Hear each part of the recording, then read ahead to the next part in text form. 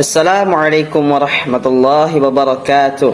Alhamdulillahilladzi bi ni'matihi tatimmus shalihat. Asyhadu an la ilaha illallah wa asyhadu anna Muhammadan abduhu wa rasuluh. Saya Sidik Aminuddin. Saya akan membahas buku yang berjudul Pedoman-Pedoman Tauhid karya Syekh Abdul Razak Al-Badar. Sebelum kita membahas buku ini, kita terlebih dahulu harus tahu siapa pengarang buku ini. Mari kita simak berikut ini. Nah, bisa kita lihat biografi singkat beliau. Beliau bernama Abdul Razak bin Abdul Muhsin bin Hamad Al-Abbad Al-Badar. Nah, beliau adalah putra seorang ulama besar kota Madinah dan ahli hadis Madinah yang hidup hingga sekarang, yaitu Syekh Al-Allamah Abdul Muhsin Al-Abbad. Bisa kita baca di sini bahwa biografi singkat beliau yaitu ini. Nah, beliau mencantumkan beberapa poin di dalam bukunya, yaitu pokok-pokok tauhid yang terangkum ke dalam beberapa poin. Nah, berikut ini keenam poinnya. Yang pertama, karakteristik dan keutamaan tauhid. Yang kedua, definisi dan hakikat tauhid. Yang ketiga, menerapkan dan menyempurnakan tauhid. Yang keempat, pembatal dan pengurang tauhid. Yang kelima, sumber dan referensi tauhid. Yang keenam, buah dan manfaat tauhid. Nah, di sini kita akan mengetahui kenapa kita harus mempelajari ilmu tauhid, kenapa kita harus memperdalam ilmu tauhid.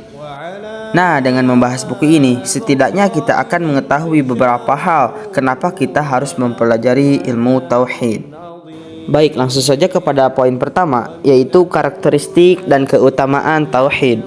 Ketahuilah tauhid memiliki karakteristik dan keutamaan berlimpah yang menunjukkan kedudukannya yang mulia. Beliau menyebutkan 10 karakteristik, diantaranya adalah: yang pertama, tauhid merupakan tujuan penciptaan manusia dan menerapkannya merupakan alasan manusia berada di muka bumi ini. Yang kedua, tauhid adalah inti dakwah para nabi dan rasul, sehingga dakwah setiap nabi yang diutus Allah Ta'ala berpusat dan berporos pada tauhid. Yang ketiga, tauhid merupakan kewajiban yang pertama kali dibebankan pada hamba. Kewajiban yang harus dilaksanakan bagi seorang yang masuk ke dalam agama Islam adalah tauhid.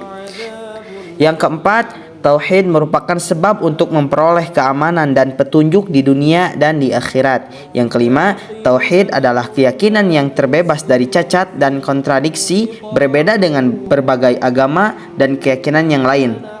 Yang keenam, tauhid selaras dengan fitrah yang lurus dan akal yang sehat. Karenanya tauhid adalah agama yang fitrah. Langsung yang ketujuh, tauhid adalah hubungan persaudaraan yang hakiki lagi kekal di dunia dan di akhirat. Yang kedelapan, sumber tauhid memiliki rujukan yang valid, diambil dari sumber yang jernih dan murni, bertopang pada kitabullah yang mulia dan hadis Rasulullah SAW yang tidak berbicara sekehendak hawa nafsu, karena apa yang diucapkannya adalah wahyu. Hal ini akan diterangkan lebih lanjut.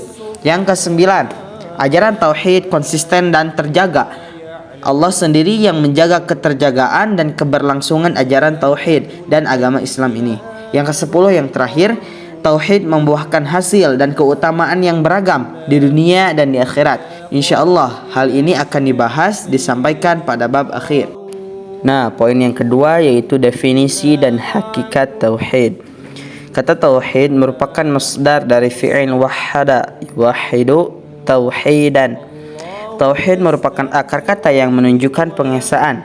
Berangkat dari hal itu, menauhidkan Allah berarti mengesahkan Allah dan menafikan keberadaan sekutu pada hak dan kekhususan Allah. Tak ada sesuatu apapun yang berserikat dalam kekhususannya, tidak pula berserikat dalam haknya yang wajib ditunaikan oleh para hamba. Nah, di sini tauhid terbagi kepada 3 jenis, yaitu tauhid rububiyah, tauhid asma wa sifat, dan tauhid uluhiyah.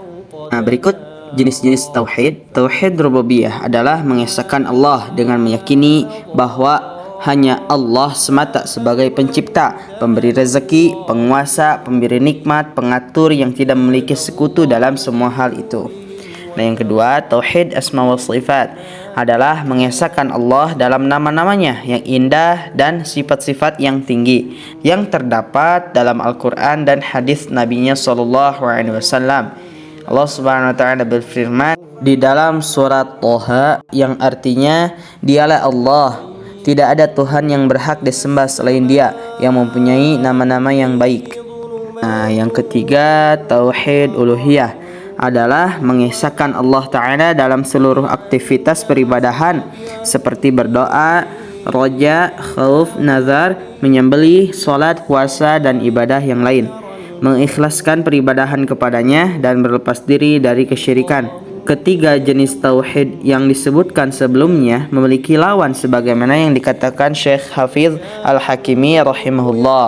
Apabila Anda telah mengetahui bahwa tauhid rububiyah adalah pengakuan bahwa Allah adalah sang pencipta, pemberi rizki, yang menghidupkan dan mematikan, yang maha mengatur segala urusan dan seluruh makhluknya, tidak ada sekutu dalam kepemilikannya, maka lawan dari hal itu adalah ketika hamba meyakini keberadaan pengatur lain selain Allah dalam perkara yang hanya mampu dilakukan olehnya.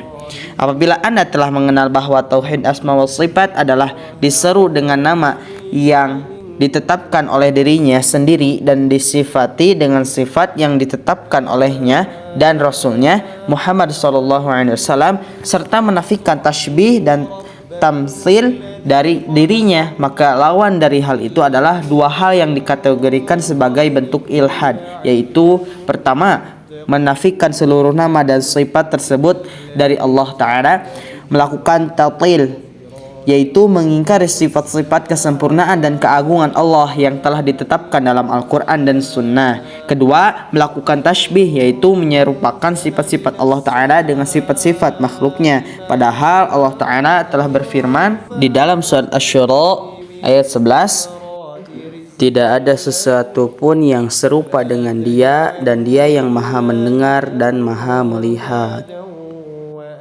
Nah, kita lanjut ke poin ketiga, yaitu menerapkan dan menyempurnakan tauhid. Tahqiq tauhid, menerapkan tauhid merupakan derajat, kedudukan, dan tingkatan yang tinggi lagi mulia.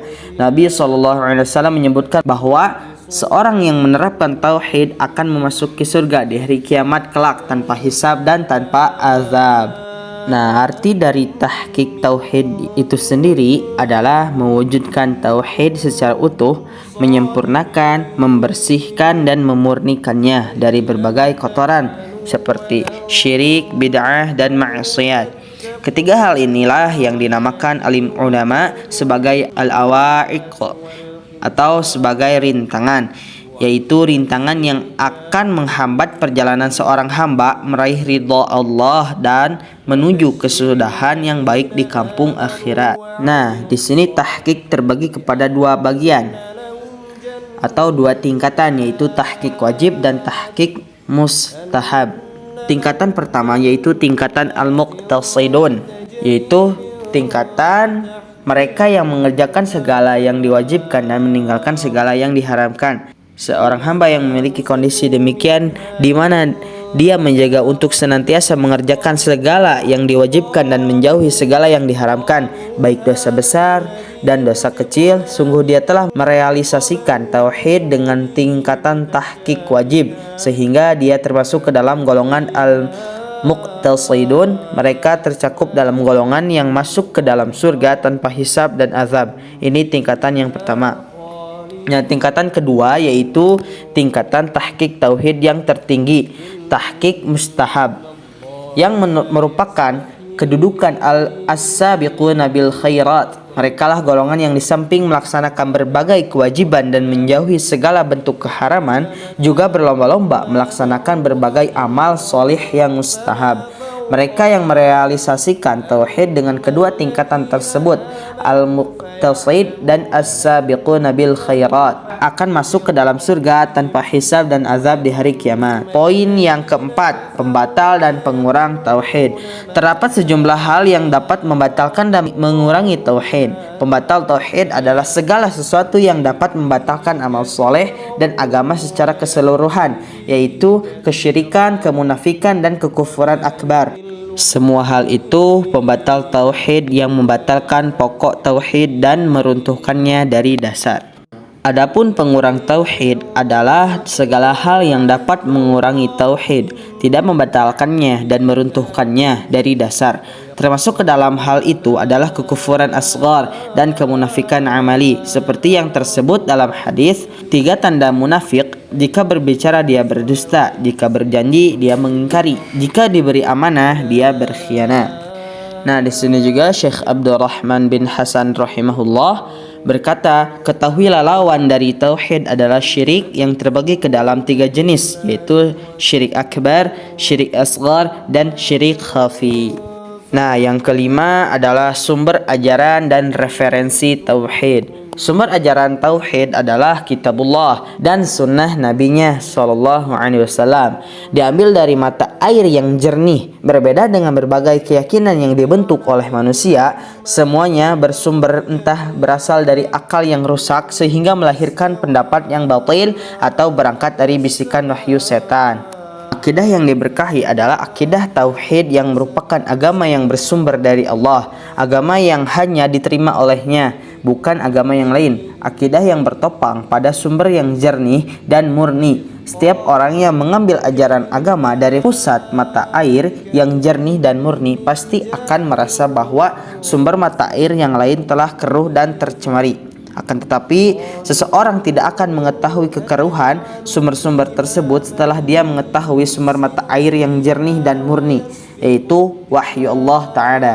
Nah, yang terakhir, poin yang keenam, buah dan manfaat tauhid. Manfaat tauhid bagi kehidupan dunia dan akhirat seorang hamba tidak memiliki batas. Maka bisa disimpulkan dengan menyeluruh bahwa segala kebaikan yang diperoleh hamba baik di dunia maupun di akhirat, dan setiap keburukan yang terhindarkan dari diri hamba di dunia maupun di akhirat merupakan buah dan pengaruh tauhid.